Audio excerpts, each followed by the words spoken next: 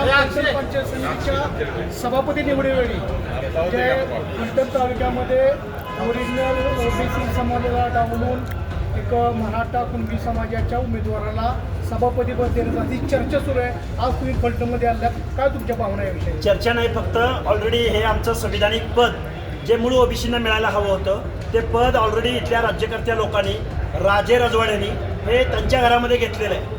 त्यामुळं आमच्या मागासवर्गीयांच्या ताटात अनाथ माती घालवण्याचं काम, ज्यांना आम्ही पिढ्यानपिढ्या मतदान दिलं, ज्यांना आम्ही मान सन्मान दिला, ज्यांना आम्ही राजे म्हणून मान सन्मान दिला, त्या माणसाने आम्हा मागासवर्गीयांना जे घटनेनं, जे मंडळ आयोगाच्या माध्यमातून जे ओबीसीला आरक्षण मिळालेलं होतं ते आरक्षण हिरावून घेण्याचं काम फलटणमधल्या लोकांनी केलं आहे. आणि त्याच्या पलीकडे जाऊन महाराष्ट्राचे मुख्यमंत्री आणि महाराष्ट्रातल्या अनेक मंत्र्यांनी सांगितलं होतं की आम्ही 2 सप्टेंबरचा GR काढला आहे, तो मूळ ओबीसीच्या आरक्षणाला धक्का लागत नाही. मग त्याची प्रयोगशाळा आमच्या फलटणमध्ये केली का तुम्ही? ही प्रयोगशाळा कोल्हापूरचं महापौर पद देताना तुम्ही कुणाला दिलं? पिंपरी चिंचवडमध्ये, पुण्यामधली परिस्थिती काय? त्याचबरोबर अहिल्यानगरमधला महापौर कोण झाला? त्याचबरोबर छत्रपती संभाजीनगरमध्ये काय? दौंडचा नगराध्यक्ष कोण झाला? अशी शेकडो उदाहरणं आमच्याकडे आहेत. त्यामुळं इथल्या राज्यकर्त्या लोकांनी ओबीसीच्या अनाथ माती घालवण्याचं काम केलेलं आहे. आज रोजी ओबीसीचं आरक्षण संपलेलं आहे. हे झालं पंचायत राज निवडणुकीमधलं. MPSCची यादी घ्या, UPSCची यादी घ्या. शिक्षण आणि नोकऱ्याच्या एंट्री पॉइंटला बोगस सर्टिफिकेटचा सुळसुळाट या महाराष्ट्रामध्ये सुटलेला आहे आणि मूळ ओबीसीचं आरक्षण संपलेलं आहे. ओबीसींना माझी विनंती आहे, आपल्या लेकरा बाळांसाठी, आपल्या आरक्षणाच्या संरक्षणासाठी तुम्ही एकत्र या, अन्यथा गुलामीमध्ये त्यांची गुलामी करायला तयार राहा. सर, आपली पुढची भूमिका कशी असेल? हे बघा, 24 तारखेला 24 मार्चला फलटणमध्ये ऐतिहासिक असा मोर्चा होईल.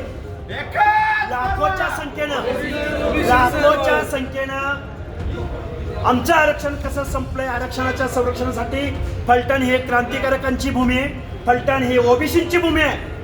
ज्या लोकांना आमच्या दारात मतं मागायला यायचे त्या माणसांना आम्ही हा जाब विचारण्यासाठी 24 मार्च रोजी आम्ही ओबीसी आरक्षण बचाव, ओबीसी एल्गार मोर्चा, नवे पर्व ओबीसी सर्व ही भावना डोळ्यासमोर ठेवून आम्ही येत्या 24 तारखेला फलटणमध्ये मोर्चा काढत आहोत, मोर्चाची हाक देत आहोत. आताच आपण बोललं की सध्या अर्थसंकल्पीय अधिवेशन सुरू आहे आणि ओबीसीवर त्यामध्ये सुद्धा अन्याय झालेला आहे. हा अन्याय कायमच होत आलेला आहे. ज्या फुले शाहू आंबेडकरांनी देशाला दिशा दिली, ज्या फुले शाहू आंबेडकरांनी पुरोगामी विचार महाराष्ट्राला दिला, त्याच महाराष्ट्रामध्ये ओबीसींना 0.5% वर बजेट दिलं जात नाही.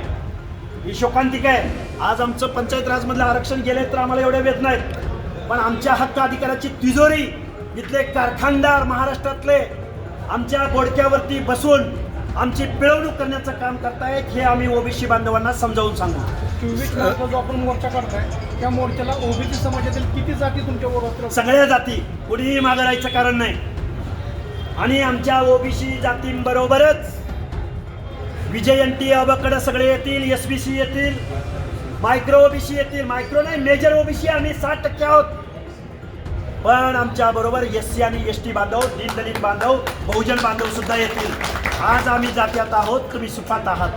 आज अॅट्रॉसिटी कायद्यासंदर्भात मंत्रिमंडळातली माणसं बेजबाबदार वक्तव्य करतात, त्याचा सुद्धा निषेध करायला इथं आमची आंबेडकरी जनता येईल, हा आम्हाला विश्वास आहे. शेवटचा प्रश्न आहे, बारामती विधानसभा मतदारांची पोटी होऊन लागली आहे, त्या संदर्भात आपली भूमिका असेल? आमच्या ओबीसीचे हक्क, अधिकार, अडचणी मांडण्याचा प्रयत्न आम्ही करू.